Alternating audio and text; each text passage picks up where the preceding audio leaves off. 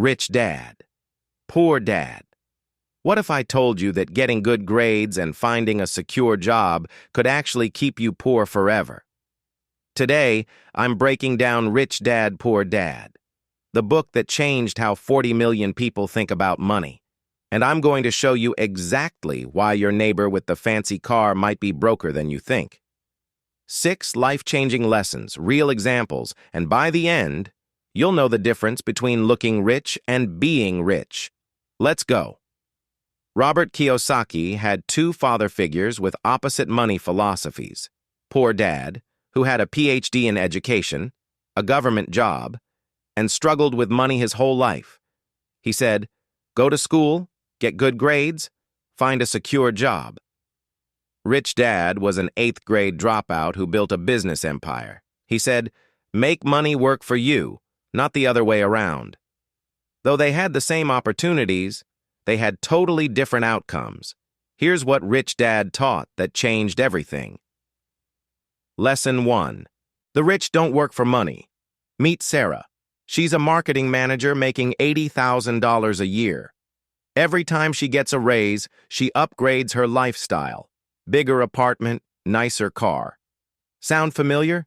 Sarah is working for money. But here's what a rich person would do with that same $80,000. They'd keep living on $60,000 and use the extra $20,000 to buy dividend stocks paying 4% annually. After 1 year, they have $800 in passive income. After 10 years of reinvesting, over $3,000 annually in dividends. Sarah works harder for more money. Rich people make money, work harder for them. Lesson 2.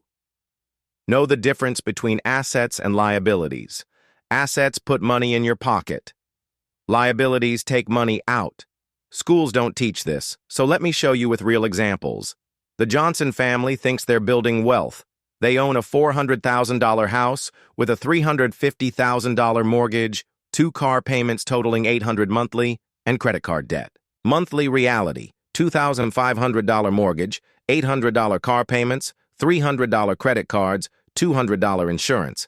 That's $3,800 monthly flowing out of their pockets. Now meet Tom, who makes the same income but thinks differently. He lives in a modest $200,000 house and uses the difference to buy a $200,000 duplex. Tom's duplex rents for $2,400 monthly, costs $1,800 in mortgage and expenses. That's $600 monthly flowing into his pocket. Every month for years.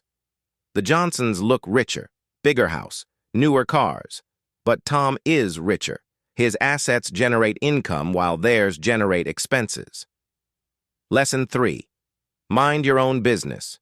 Meet Mike, a software engineer making $90,000. Most people would say, focus on your career, get promoted, make more money. Rich Dad's advice? Keep that job for stability, but start building your asset column on the side. So Mike spends evenings and weekends building mobile apps. His first app flops. Second one makes $50 monthly. Third one hits $1,500 monthly in ad revenue. After 3 years, Mike has 4 apps generating $3,200 monthly. That's $38,400 annually in passive income, nearly half his salary. Now Mike has options. He can negotiate at work because he's not desperate. He can take risks because he has multiple income streams. That's minding your own business. Lesson 4. Understand taxes and corporations. Lisa and David both earn $100,000 annually. Lisa's an employee. She pays about $25,000 in taxes and lives on $75,000. David owns a consulting business. He pays himself $60,000 salary, but runs $30,000 in legitimate business expenses through his corporation. Home office, business dinners, travel, education. David pays taxes on $70,000 instead of $100,000. Same income, less taxes, completely legal. This requires proper setup and professional guidance, but it shows why the wealthy use different structures. Lesson 5. The rich invent money through financial intelligence. Here's how Rich Dad invented money. He found a $100,000 property that the owner needed to sell quickly for $20,000. Rich Dad bought it with cash, immediately had $80,000 in equity. Then he refinanced for $50,000, pulled out more than his original investment, and kept a cash-flowing rental. He created $30,000 in cash plus a monthly income stream from a $20,000 investment. That's financial intelligence, seeing opportunities others miss. Final lesson: work to learn, not just for money. Jessica could take a $95,000 corporate job or an $85,000 job at a startup. Most people choose the higher pay. Rich Dad thinking? Take the startup job. Learn how businesses operate from the ground up. Understand marketing, sales, operations, fundraising. 3 years later, Jessica uses those skills to start her own consulting firm. Her startup experience becomes her competitive advantage. Here's how it all fits together. The Cashflow Quadrant. E, employee, trade time for money, high taxes. S, self-employed, own a job, still trading time for money. B, business owner, own systems, people work for you. I, investor, money works for you. Goal, move from left side to right side. Start as employee for stability, build business skills, create systems, become an investor. So how do you actually start?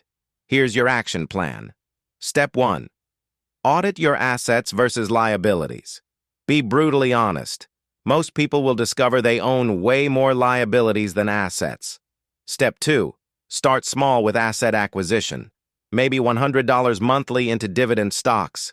Maybe house hacking with a duplex where you live in one side and rent the other. Step 3. Focus on cash flow, not net worth. A $1 million house with a $900,000 mortgage generates no cash flow. A $100,000 rental property with $500 monthly profit builds real wealth.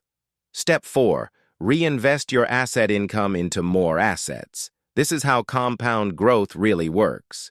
Bottom line, financial freedom isn't about making more money. It's about building assets that generate passive income.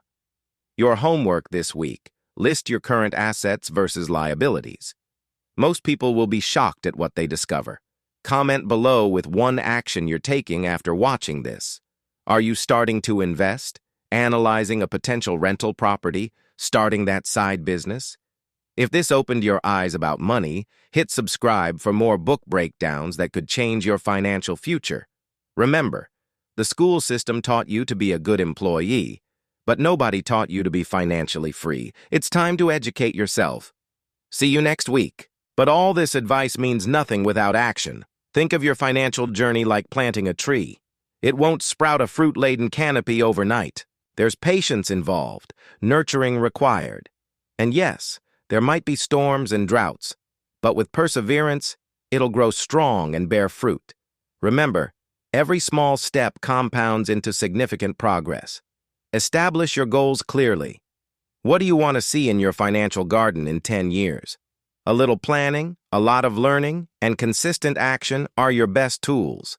Keep going, and one day you'll look back at a forest of achievements. We're curious. What kind of seeds are you planting today?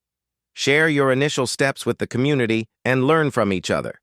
Your story could inspire the next person to start their journey.